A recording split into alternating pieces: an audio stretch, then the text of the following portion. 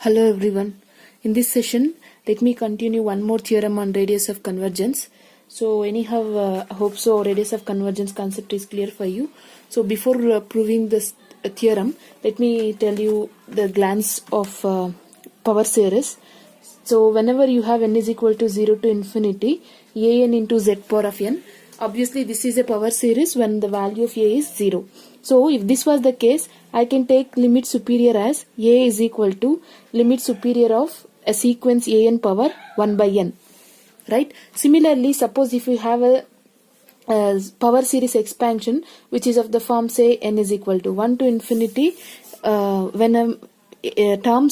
power series expansion which is in the form of n is equal to 1 to infinity n into a power of n z power of n minus 1, then definition of limit superior will change us to limit superior of n into an power 1 divided by n minus 1. Why? Because here the term starting from n is equal to 0 and we have z power of n. So that is why we have taken limit superior over an power 1 by n. Whereas in the second case we have a limit value, summation value starting with n is equal to 1, and moreover we have z power of n minus 1. So that is the reason you just remember these two expressions of a power series. Now coming to the proof. So this theorem can be asked in two ways. So that is why I have written both the statements here. So let us go through these statements. The statement is, suppose if R is a radius of convergence of a power series, we already know that this is a power series expansion about the point z is equal to 0. Then the power series which is of this form also has the same radius of convergence. In the sense, if you are going to find the radius convergence for this power series, it will be same for this power series also, only when let me repeat once again. Whatever the radius of convergence that you're going to calculate for this power series, it will be same for this power series as well. Now, further f of z is equal to an into z power of n and g of z is equal to this statement. That is this kind of power series. I have taken this as f of z and this as g of z. In a disk mod z less than r, then this function f of z is differentiable only when f dash of z is equal to g dash of z. So we have to prove this statement. So this entire statement can be asked in another form as every power series represents an analytical function with in the disk of convergence, and the derivative can be obtained by term differentiation. So both the statements are equivalent. Fine. Now let me come into the proof. So let us define A as limit supremum of an power 1 by n. This is the basic definition whenever r is equal to 1 by a, where r is the radius of convergence of a power series whose expansion will be of the form n is equal to 0 to infinity an into z power of n. This is the standard definition for a radius of convergence of a power series. Now let me take r1 as radius of convergence of a power series. R1 be radius of convergence of power series which is of the form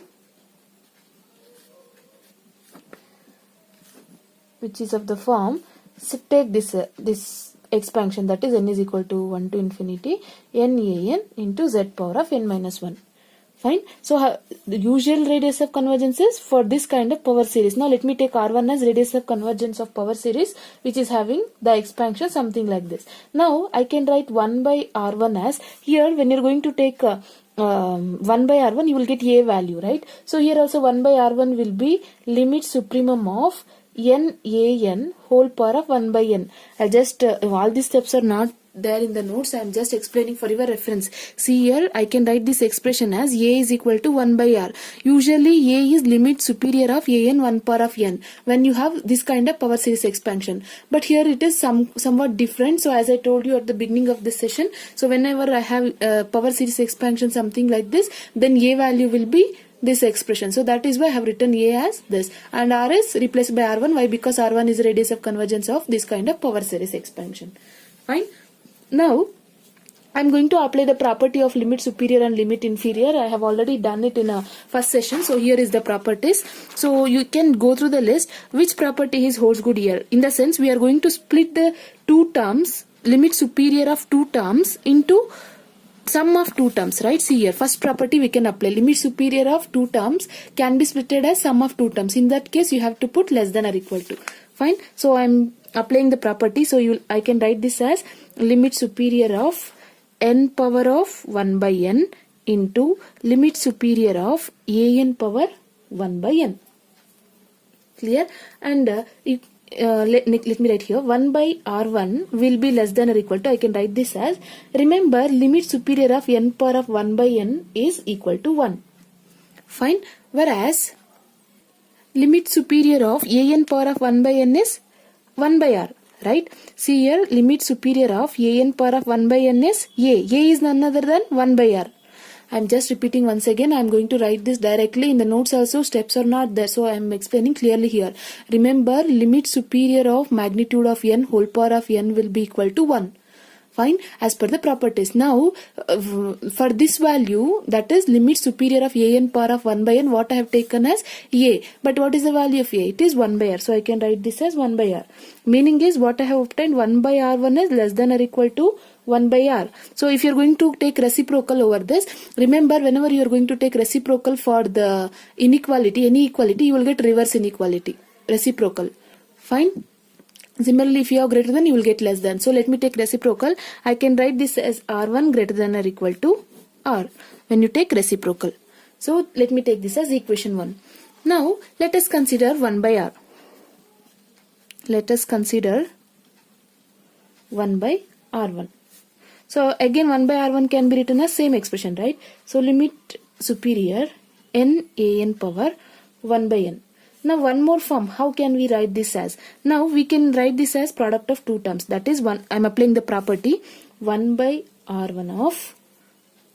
So as per the property, what it says, it will be less than, well, let me write one more step. So you will get less than or equal to limit superior of magnitude of n whole power of 1 by n, limit superior of an 1 by n. Now, whenever you need, let me write here, whenever you need a power series expansion, as per the requirement, we can change the inequality. In the sense, since you have limit superior here, since we have already done it for less than case, so let me do it for greater than. So I need to change less than from greater than symbol. Right? So the minute when you change less than to greater than, this superior will become for the first term, only for first term, I can write this as infimum. But the second term will never change. So let me write the second term as it is. I'll just repeat this step once again. See here, 1 by r1 is as per the property of limit supremum. I have applied this. That is, you are going to get less than or equal to only. But as we already done it for less than equal to case, so we need to change it for greater than or equal to. So we cannot change directly. So instead of that, what I have done is, I can change the first term, only for one term you have to apply. I can change the first term supremum to infimum. I have changed here. Clear? I can write like this. Now let me simplify. 1 by r1 is greater than or equal to, as I already told you, limit of this value, whether it is supremum or infimum, this value will be equal to 1. Right? Now the value of this is 1 by r. Fine? I have explained already that limit supremum of an power of 1 by n is a. A is 1 by r. So that is the reason I have written this value as 1 by r. Whereas this value is 1. Right? From this 1 by r1 is greater than or equal to 1 by r. Now again taking the reciprocal, we will get r1 is less than r.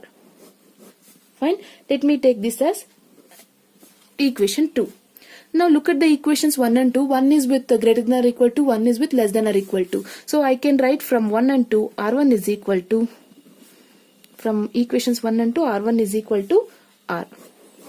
So what we have proved is radius of convergence of a power series of this expansion will be same as radius of convergence of this power series expansion.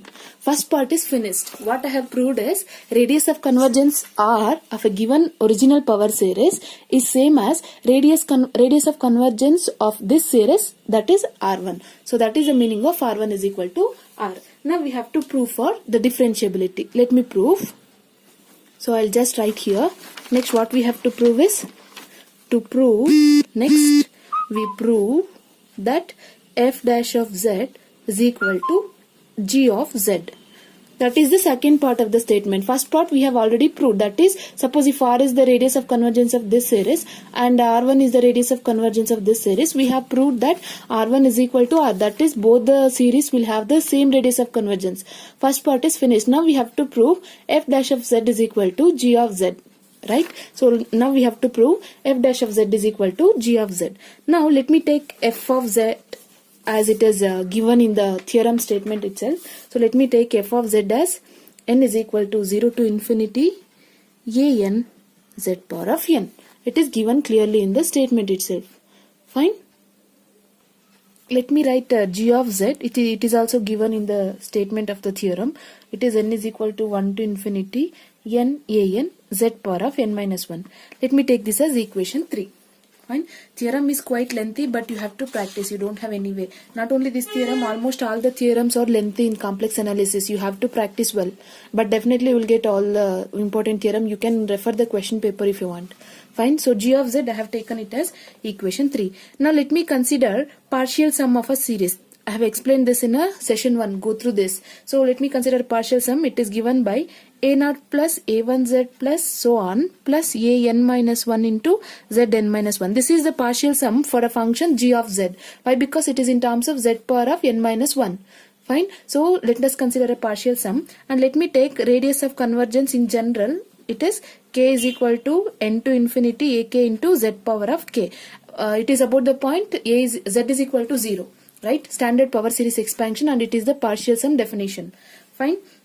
Now I can write f of z as partial sum plus the radius of convergence. This is the standard inequality. Any function f of z, that is power series expansion about the point z is equal to 0, is equal to sum of its partial sum plus radius of its convergence. Fine. Then we can note that if you are going to differentiate, that is Sn dash of z, you will get a1 plus 2a2z plus so on n minus 1 into a n minus 1 z power of n minus 2. If you are going to differentiate the sum, that is partial sum, you will get this. a0 will become 0. With reference to z, it is a1. So similarly, when you keep on differentiating, you will get this Sn dash of z. This is called as derived series, or I can say partial sum of derived series. Why? Because it partial sum is differentiated, so it is a partial sum of a derived series. Hence I can write as limit n tending to infinity Sn dash of z will be equal to g of z in mod z less than r. Why? Because you can clearly note that when you take sum from n is equal to 0 to infinity, you will get g of z only. See here, g of z is terms containing n minus 1. n into n into an is the coefficient of z power of n minus 1. So when you are going to apply limit for this expression, you will get g of z. So I can write this expression. Now let us consider z0 as any one of the point. So let me write here. So let us consider a point. Let z0 be any point in the region mod z less than r. Fine. Why? Because it is in the given theorem statement that we are going to prove this in this mod z less than r. So let me consider any one point z0 in a region mod z less than r. Fine. Now let me evaluate the value of f of, this is the definition of what we say differentiability, as we done this in Cauchy's theorem for triangle as well as rectangle, right? So let me consider this. Now I can write f of z as, by this equation you can note that we can write f of z as Sn of z minus Rn of z.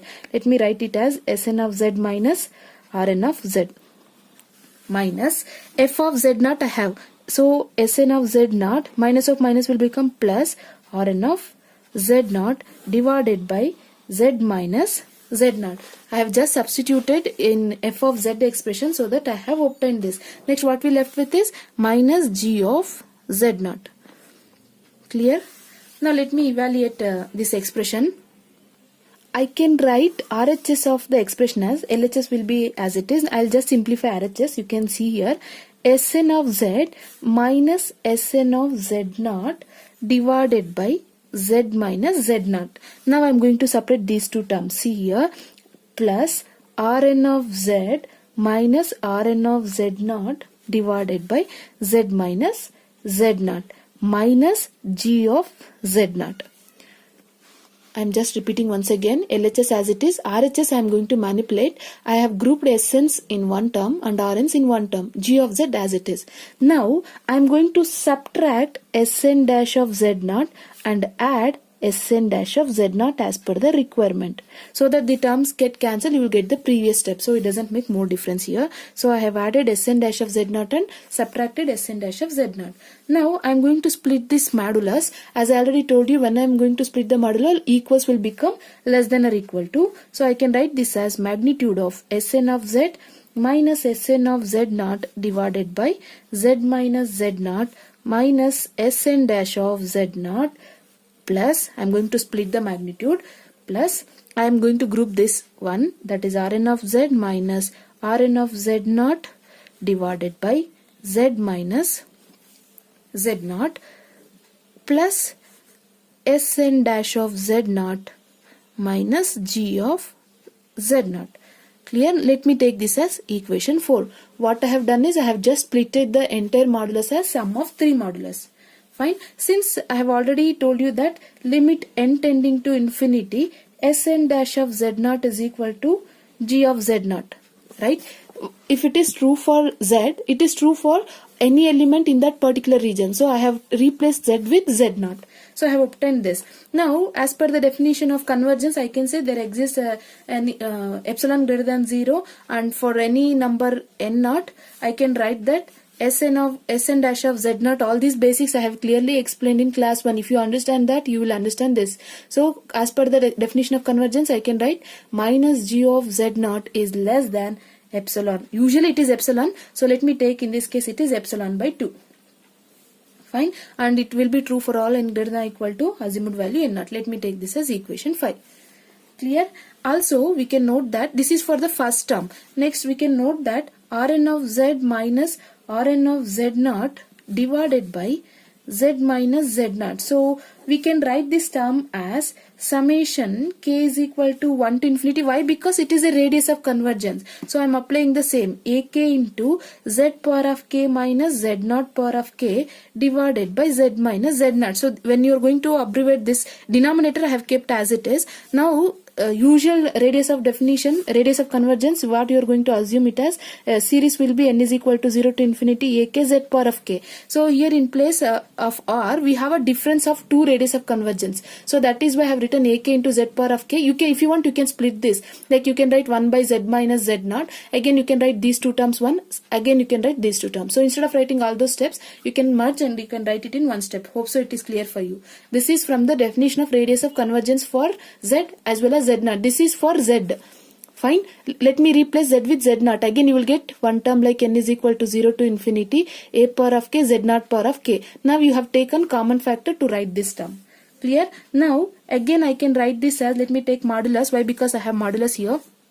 So I can write this as magnitude of k is equal to 1 to infinity ak. When you're going to expand this expression, you will get Z power of k minus 1 plus Z power of k minus 2 into Z naught plus so on, plus Z into Z naught power of k minus 2 plus Z naught power of k minus 1. This is the standard expression. When you're going to expand the terms which is inside the summation, you will get this expansion. This is standard expression.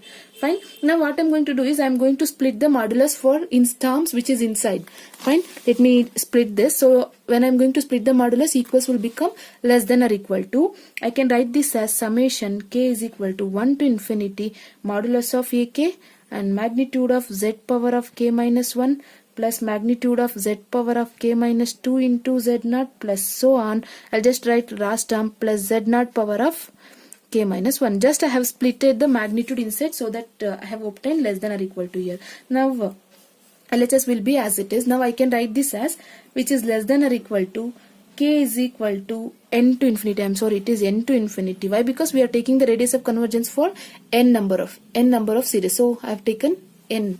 So k is equal to n to infinity ak k into, I can write this as k into rho power of k minus 1.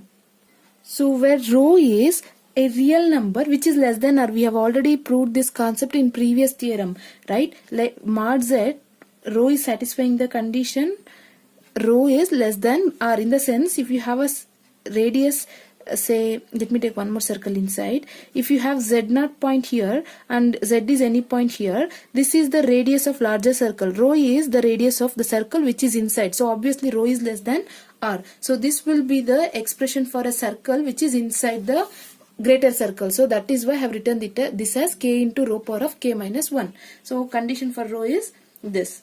Fine. Now the expression in the right hand side, let me take this as equation 6. So you can note that this is LHS as it is, Rn of z minus Rn of z0 divided by z minus z0. And we can note that the expression in the RHS of 6 is remainder after n terms of a convergent series. Meaning is that whenever you are going to take summation n is equal to 1 to infinity n into an rho power of n minus 1 will be converging to 0 as n tending to infinity. I am just repeating once again. From equation 6 you can note that remainder, the terms which is there in RHS, remainder is a remainder after, which is after the nth term of a convergent series. After the nth term, in the sense it is n minus 1, which is the term which is beside n. Fine. So we can write this as this expression tends to 0 as n tending to n infinity. So if this was the case, we can find, I'll just write here, we can find a positive integer n in such a way that this LHS value, that is Rn of z minus Rn of z0 divided by z minus z0 will be less than epsilon by 3. So it is very small for all n greater than or equal to n0 whenever this series is tending to 0 as n tending to infinity. Fine. Now let me choose a positive integer n such that n will be greater than all these values n0. Now by the definition of derivatives, as we already studied the concept of derivatives, we can find delta greater than 0 such that this denominator, that is z minus z0, will be in between 0 and delta. This implies that magnitude of Sn of z, that is, see here, the meaning of this statement is, if you look at the equation 4, if this expression is less than epsilon by 3, in the sense it is very low, epsilon is very arbitrary quantity, you can neglect sometimes. So the first expression will become, let me write the first term, that is Sn of z0 divided by z minus z0 minus Sn dash of z0 will be less than epsilon by 3.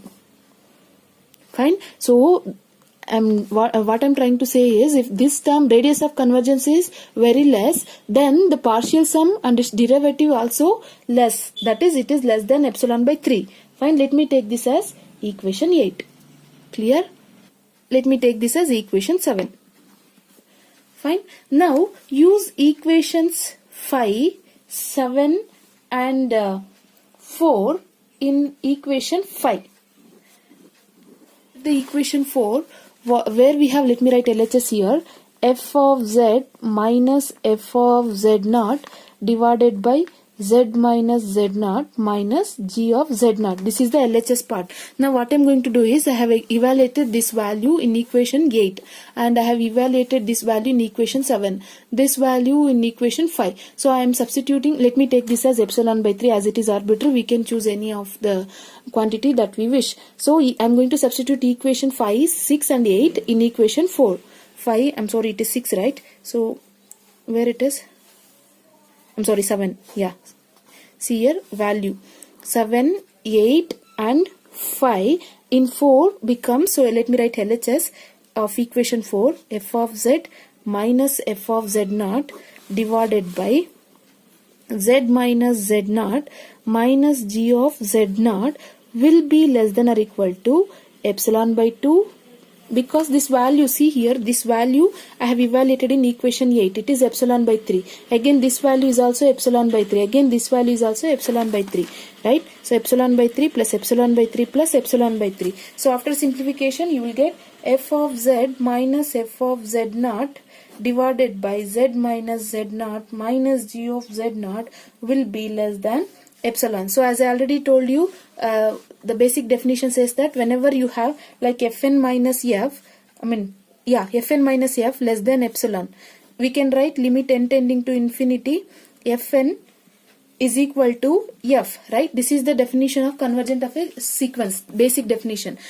So comparing with the standard form, it is of the form fn minus f less than epsilon. So I can write limit n tending to infinity f of z minus f of z naught divided by z minus z naught is equal to g of z naught. So this is the definition of derivative of a function f with respect to z. Right, so I can replace this with f dash of z, which is equal to g of z naught. Fine. Now z naught is I have already chosen that z naught is an arbitrary point. Right. So z naught is arbitrary. I can replace it with z. So I can write f dash of z is equal to g of z. It is true in the region mod z less than r. So this is what we need to prove. The second one.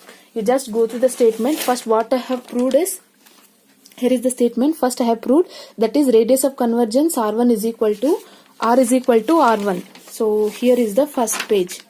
Fine. I have proved first R1 is equal to R. Next we have to assume the concept of differentiability and the definitions of a power series. So as per the simplification, I have obtained f dash of z is equal to g of z, and we require to prove f dash of z is equal to g of z. So this completes the theorem on radius of convergence. Theorem may look lengthy, but if you practice you will feel comfortable. Fine, it will come only by practicing. Not only this theorem, almost all the theorems will be lengthy in complex analysis. I'll try to, moreover this concept is more abstract. I'll try to convey my level better, and the notes will be forwarded in the group. Please copy the same, and I have given an assignment in one video. None of you are submitted. If you see the video, then only you can submit. If you fail to submit on time, you will be losing the internal mark. Hope so you understand what I said. Thank you. Continue in the next session.